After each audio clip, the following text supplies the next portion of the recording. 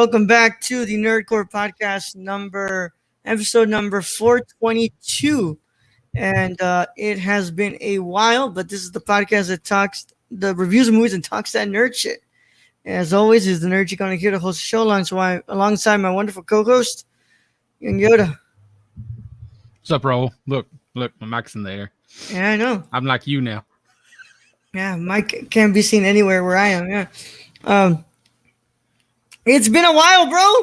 It's been too long. It's been way too long, dude. But too long. You left me for 2 weeks, and I spent way too much money. Like, yeah, I'm not the blame to that. You are the blame. You left me here with nothing to do but spend money that I don't have. So.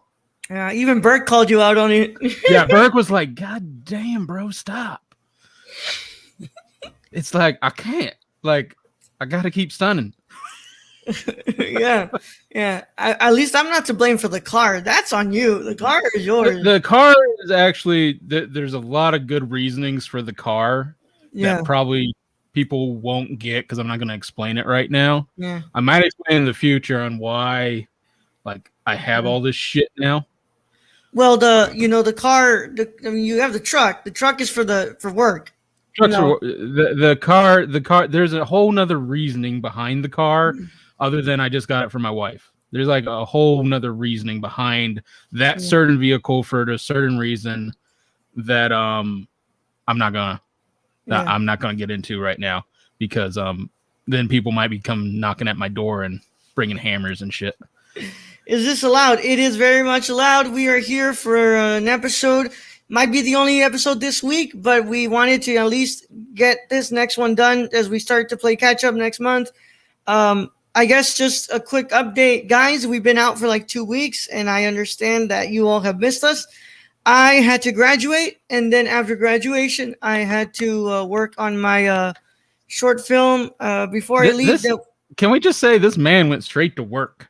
He was like, "Give me the degree. I'm fucking going to film. I'm going to put my degree to work. Fuck you guys." Literally got home Sunday. No, not Sunday. Got home Saturday. I don't know. Get home Sunday afternoon. I get home. I get home Sunday night. Wake up Monday. Rent the gear. Luis gets here at night with Rachel. On Tuesday, we just start working.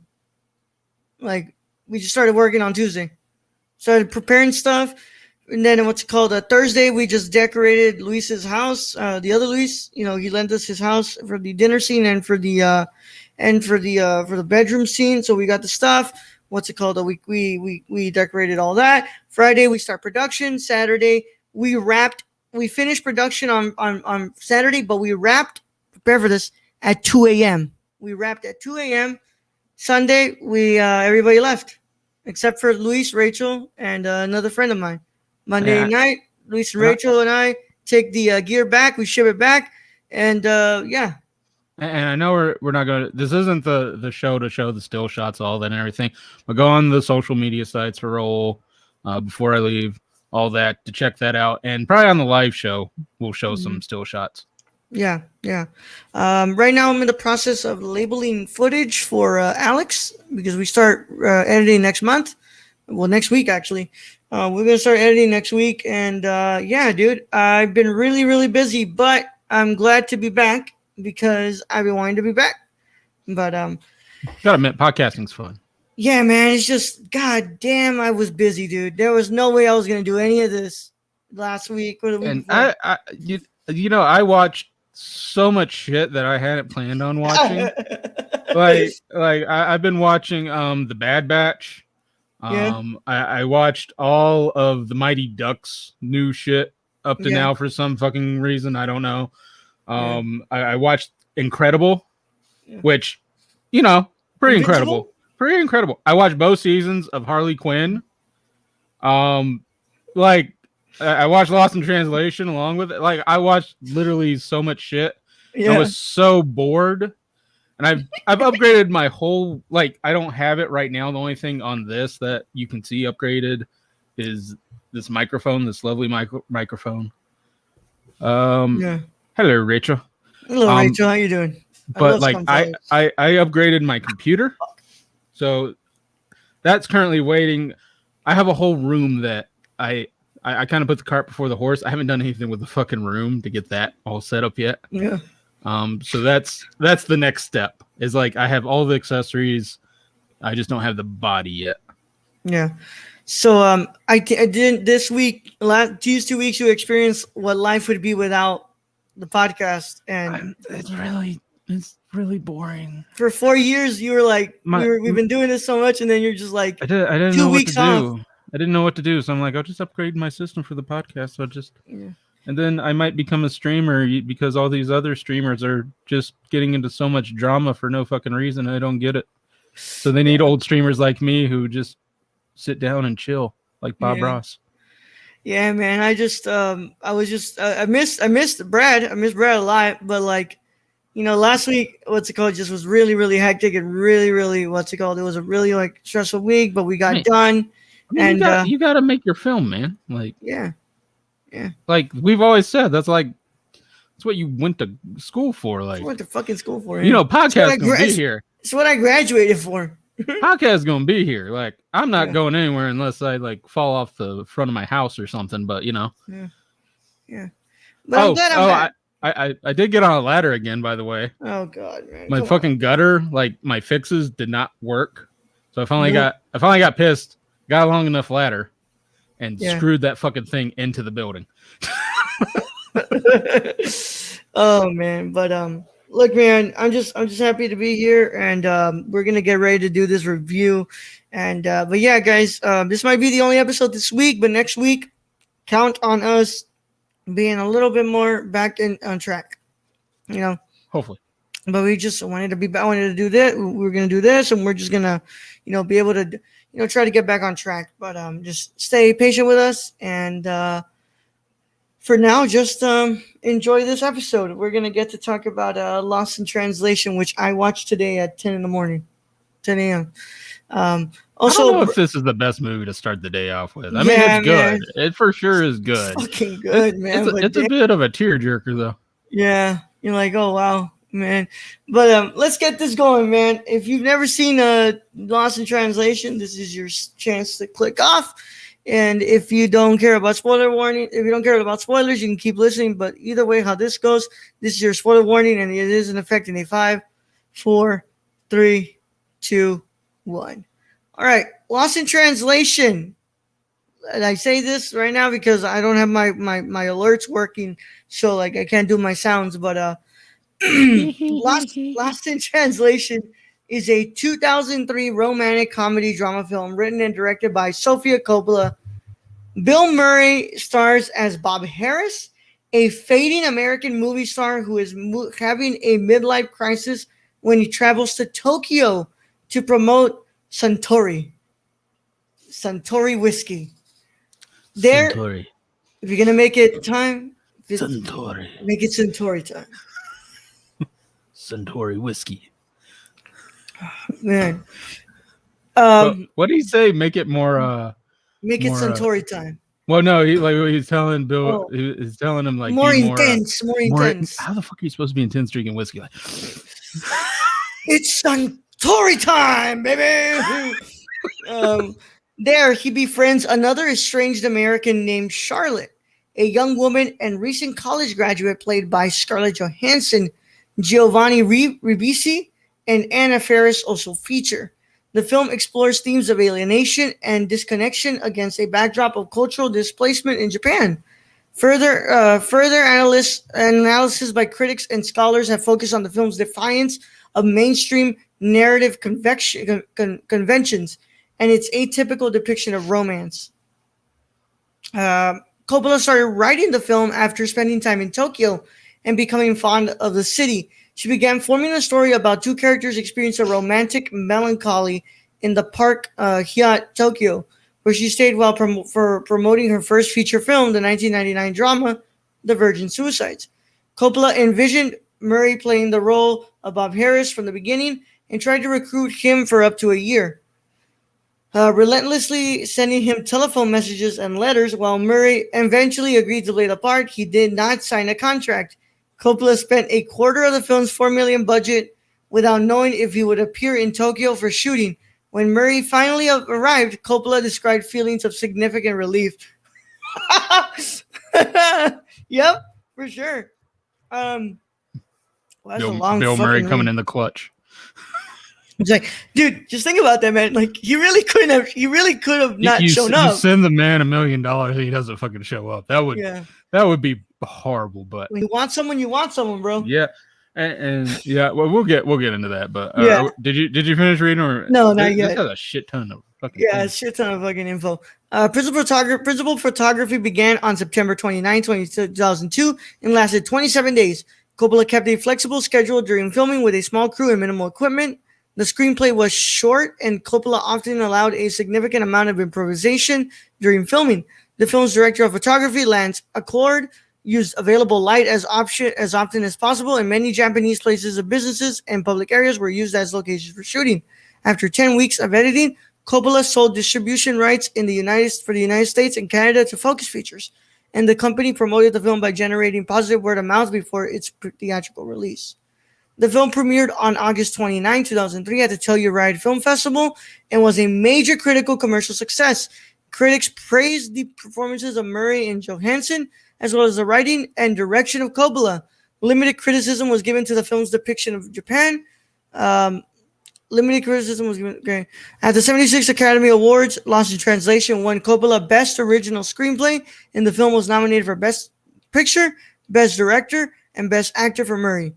Other accolades won 3 Golden Globe Awards, which don't exist anymore, apparently. But we will talk about that on a live show coming soon because the HFPA is gone now. And 3 British Academy Film Awards. Also, for those of you who may not know, this film is about Spike Jonze. This movie was dedicated to Spike Jonze, and Her was dedicated to Sofia Coppola from Spike Jonze. Yeah. Brad, as somebody who's never seen the film, what were your thoughts on Lost in Translation? This was definitely an upgrade from the Virgin Suicides, I thought. You can tell she had a clearer vision in this. Yeah, like Scarlett Johansson wasn't trying to play she wasn't trying to play anyone else other than herself in this. So let's go with that first. And Bill Murray was like, there is something about comedians playing dramatic roles that just kind of works, like quite a bit. Like you have your Robin Williams, you have your Jim Carreys. I don't think I've seen a Bill Murray like serious film. I can't bring one up to mind until this one, and it kind of makes you like want to see more of his serious films. I mean, even Adam Sandler's serious films like Punch Drunk Love, Uncut Gems. It's stuff that, it's really amazing to see them go away from the comedy and just hit the mark on their dramatic. There might have been, the only issue I may have is there might have been slight pacing within this. It wasn't like horrible, but like in certain places there seemed to be like some pacing issue. Yeah. And maybe that to me is just like Sofia really wants us to stay as long as we can with these characters because like we know eventually they're not going to see each other again. But like there is like a really, really slight pacing issue that I feel throughout this film. But I love this movie. It's one of my favorites of all time. I love how stylized this is. Like it's really, really stylized. She's finding her flow in this. Like, we had some issues, Virgin Suicides, where a lot of her stuff kind of looked like what her dad would do. Like she was trying to copy what her dad would do. And this, she's kind of finding her own swing of things. Like you have some camera where it's not steady. It's like a little bit movement, but not so bad where it makes me want to puke. Where it's just a little bit of movement and then it goes, and it's kind of I don't know. I think she's finding her style in this, and just the way the colors work, how just the tone of it. I mean, I thought it was a really, really great take at showing, life in a different country that you're not from, and you're trying to figure things out. Yeah, and culture shock. Yeah, even though I do think it doesn't work as well today, that there's some issues that,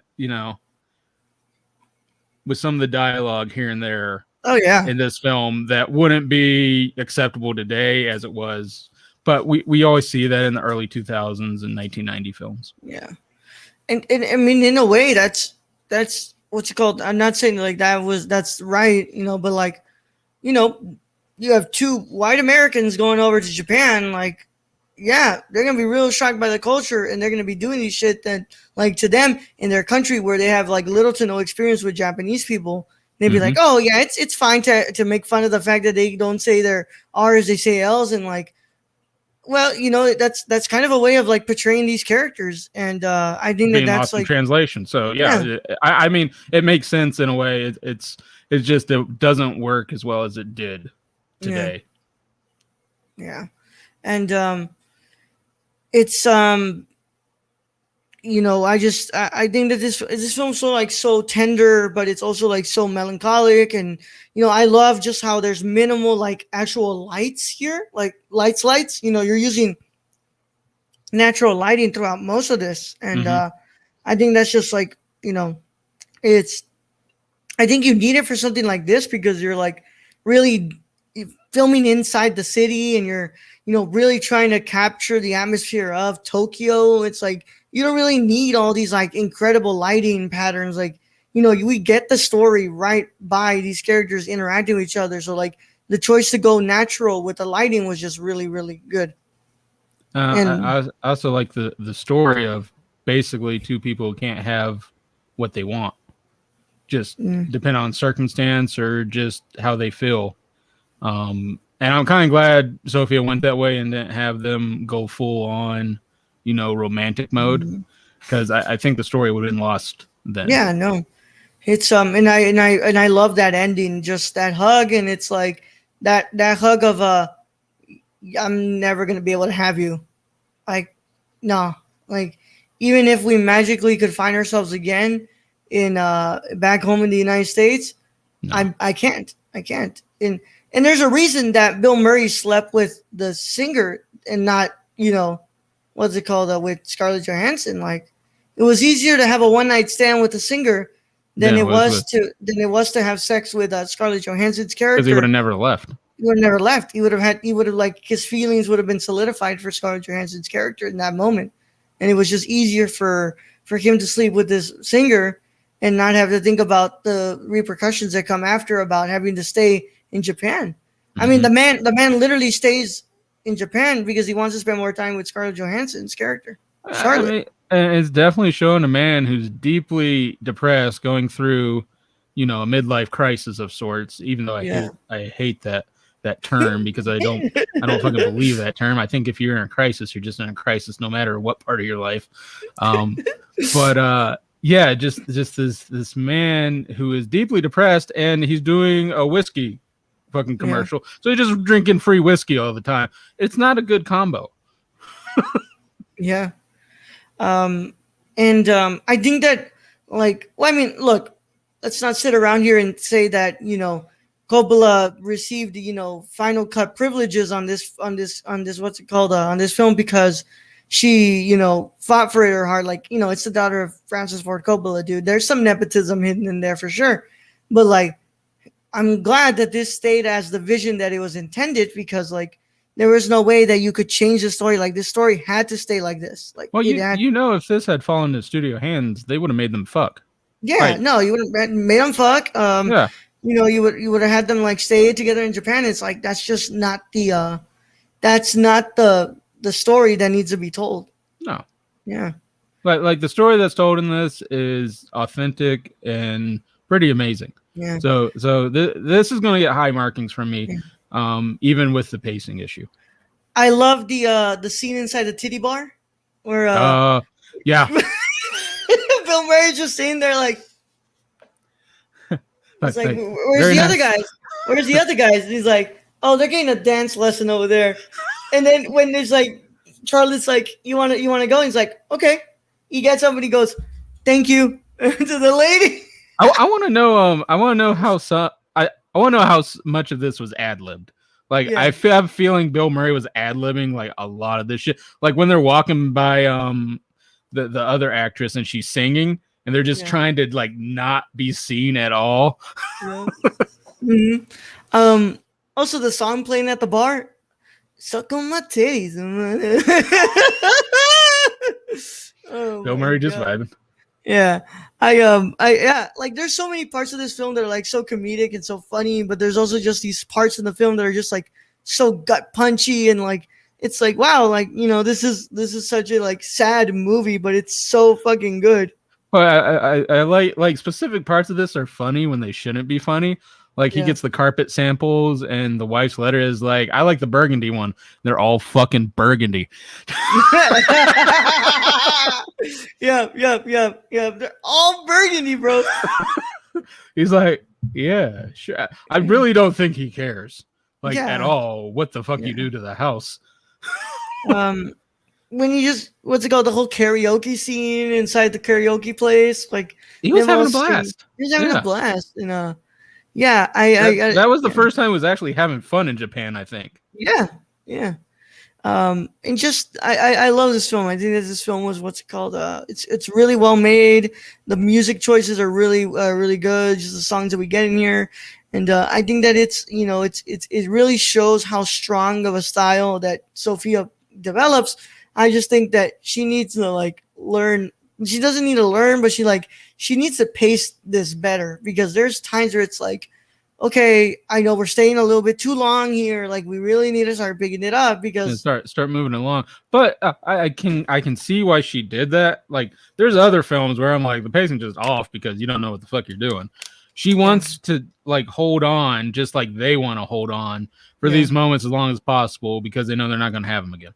yeah, So the pacing issues in this actually kind of make sense, but I do think she held on a little too long in certain places. yeah. But I really like this film. It's I've seen this like twice now. I think it's fucking great, and it's a very beautiful like romance film. It's not romance in like the tacky cheesy way that we would think about romance films, but it's a very real and raw film from about a love that just cannot happen. So And it's getting to see Bill Murray in kind of a mhm, way we don't usually.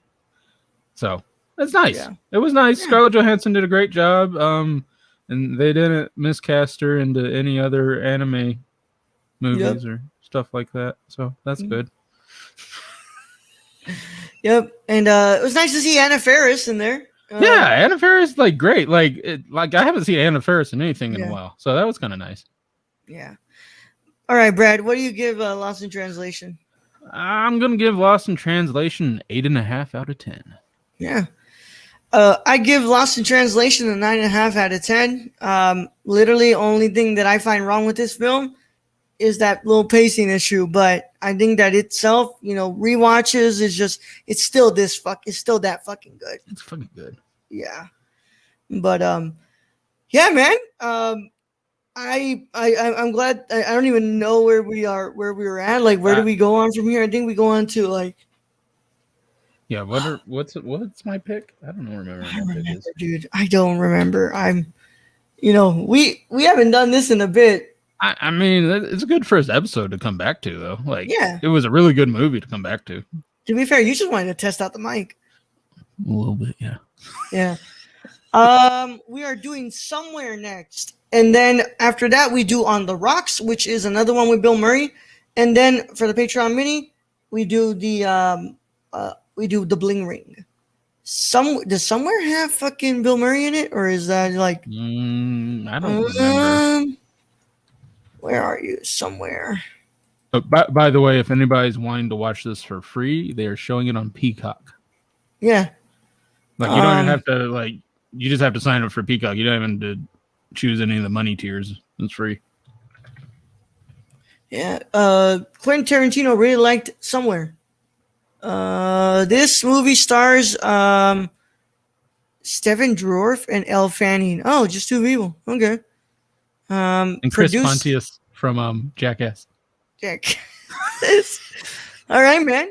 Well, with that said, It should be a blast. yeah. Also, hold on. I forgot to tell y'all. Like, this movie had a budget of $4 million, and it made $118.7 million at the box office. Let's go back there. This thing had a budget of $4 million, and $1 million went to Bill Murray. So this thing had a budget of $3 million. Let's get real with that. $3 million plus Bill Murray. Yeah, $3 million plus Bill Murray. Yeah, dude, at $118.7 million at the box office. Wow. I think well deserved. Very big numbers for a movie of this kind, for sure. Yeah. But then again, you put Bill Murray on the fucking marquee, you're gonna get watchers. Yeah. And then, of course, that Oscar love. You re-release it gets more, ticket more sales. I mean, it's a Coppola. Let's get real here. Coppola's got a bit of a big name behind it. Yeah. Can sell movies and wine. Yeah. All right, man. Let's go ahead and get out of here. Fuck, man. I don't even know who's still left on our Patreon after this whole one. But yeah. With that being said, I want to thank everybody for watching. Luis and Rachel, thank you for being here in the chat for a couple of moments. Want to thank our Patreon supporters. Without y'all, it would not be possible. Our writers, our producers, and our writers. I want to thank all of them. I'm pretty sure that I do not know who's left. I need to check, or else I would continue on with this. But I'm pretty sure Shane's still on there because Shane just forgets to leave. Yeah, which I hope he never does. I love you, Shane. We did this early because Brad has a graduation to go tonight and tomorrow, so no live show tomorrow. But don't know. I have a graduation party Saturday. Okay, then I have something else fucking Sunday. All right, we'll see you guys next week. Yeah.